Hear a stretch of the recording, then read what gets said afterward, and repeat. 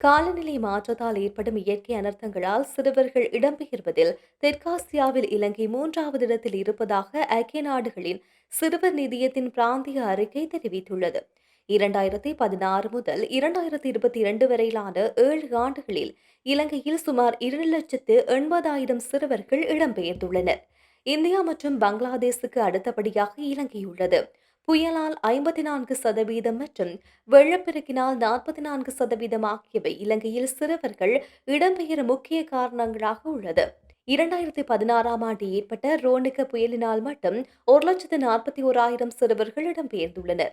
முன்கூட்டியே மேற்கொள்ளப்பட்ட வெளியேற்ற நடைமுறைகள் காரணமாகவே உயிர் சேதங்கள் பெருமளவு தவிர்க்கப்பட்டுள்ளதாக யுனிசெஃப் சுட்டிக்காட்டியுள்ளது. இடம்பெயர்வு அபாயத்தை எதிர்கொள்ளும் சிறுவர்களின் கல்வி, சுகாதாரம் மற்றும் பாதுகாப்பை உறுதி செய்ய அரசாங்கம் மற்றும் பங்காளிகள் இணைந்து செயல்பட வேண்டும் என யுனிசெஃப் வலியுறுத்தியுள்ளது.